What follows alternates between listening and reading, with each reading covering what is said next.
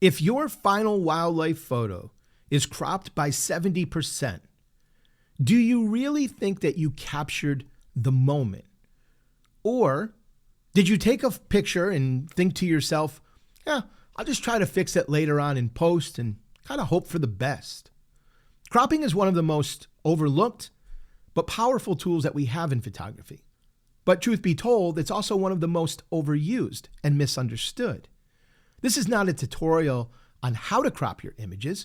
I've posted previous videos about this. This is going to be a little bit different.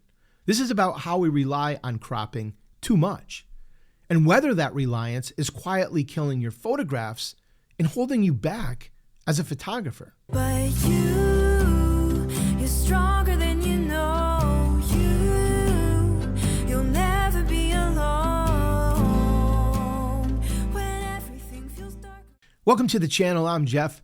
This is a place for photographers who want to become better and create images that are both compelling and meaningful. And we talk about everything on this channel, from camera techniques to photo editing and the deeper ideas behind what makes wildlife photography truly powerful. And if you're passionate about photography and want to keep improving, then you're in the right place. Cropping has become completely normal. If you didn't get close enough, just crop it. If your subject's too small, crop it. No composition, crop it. In many ways, it's kind of the beauty of digital photography and having high megapixel cameras that allow us for heavy cropping. But here's the question that no one really asks. At what point does cropping stop being a tool and start becoming a mask for poor technique? Let's start with what cropping actually does to your image, because every time you crop, you're throwing away data, and that comes with consequences, such as reduced resolution, a loss of detail, less flexibility in editing because you can't push your images as hard, as it's very possible strange artifacts will start appearing.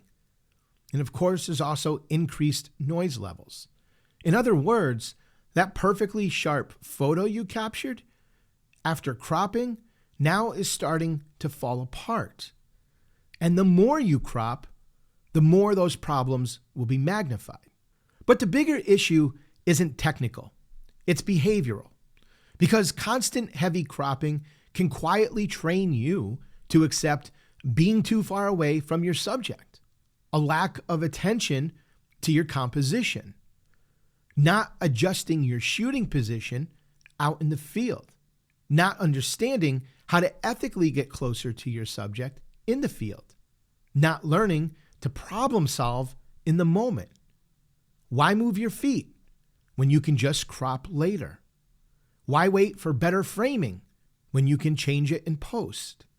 And over time, you come to rely heavily on cropping. You stop pushing yourself. You stop growing as a photographer. This is something that will show up clearly in your photos. Heavily cropped images can often have softer details due to shooting at distances and introducing atmospheric conditions, such as fog, rain, mist, heat haze. Loss of details because you're cropping too many pixels from your image. That brings in more noise, less environmental context. And here's something that many photographers don't realize. Cropping doesn't just change your image, it changes your style. Your work starts to feel tighter, more compressed, less connected to the environment. And if every image is cropped heavily, you lose variety. But perhaps editing goes beyond all of this. Is heavily cropping your images ever unethical? On the surface, it seems harmless. You're not adding anything to your photo. You're just removing parts of the frame to better highlight your subject. But context matters. If you crop out human elements, signs of captivity, environmental distractions, you just might be changing the narrative. You might be presenting something that feels more wild than it actually was. And that's where the lines can get a little blurry. Because now it's not just about photography, it's about honesty. With all of that being said, cropping is an absolutely valuable tool. It can refine and improve our compositions. It can remove distractions. It can strengthen your subject. It can be used to draw the viewer into the story of the image on a deeper level. And let's be real, wildlife photography doesn't always give you the perfect conditions. Sometimes cropping is the difference between getting the shot and completely missing it. But again, the key difference is this: are you cropping intentionally, or are you depending on it? Here's a little something to try next time you're out shooting. Pretend that cropping doesn't exist. It is no longer an option for you. Force yourself to fill the frame, to compose your images as close to the ideal crop as possible at the time of your image capture. Reposition yourself to get closer. Wait for better opportunities. You will miss shots, but the ones that you do get, they will be much stronger, better composed, sharper with more detail. And I promise you, it will make your editing process easier on the back end. So now I want to hear from you. How much cropping is too much? Is heavy cropping part of your normal workflow? Is it just part of modern wildlife photography? Is it holding photographers back? And be honest, if you removed cropping from your workflow tomorrow, how much would your photography change? If you're looking for a powerful photo editor, I highly recommend that you check out DxO Photolab 9.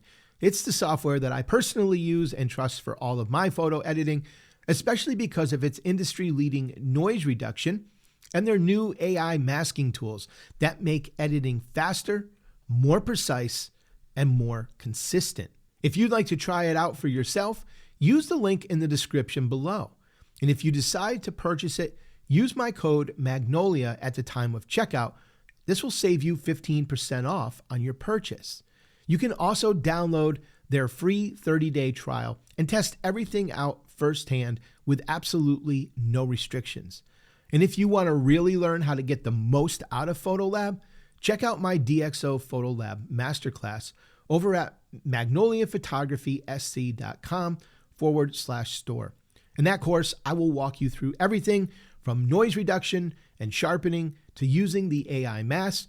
This course includes some freebies too, including my full DxO preset collection for wildlife, portraits, nature, and landscapes. Let me thank you so much for taking the time out of your busy day to spend it with me. This is something that I truly appreciate. But before you head out, one thing that you might want to consider doing is checking out this next video right here.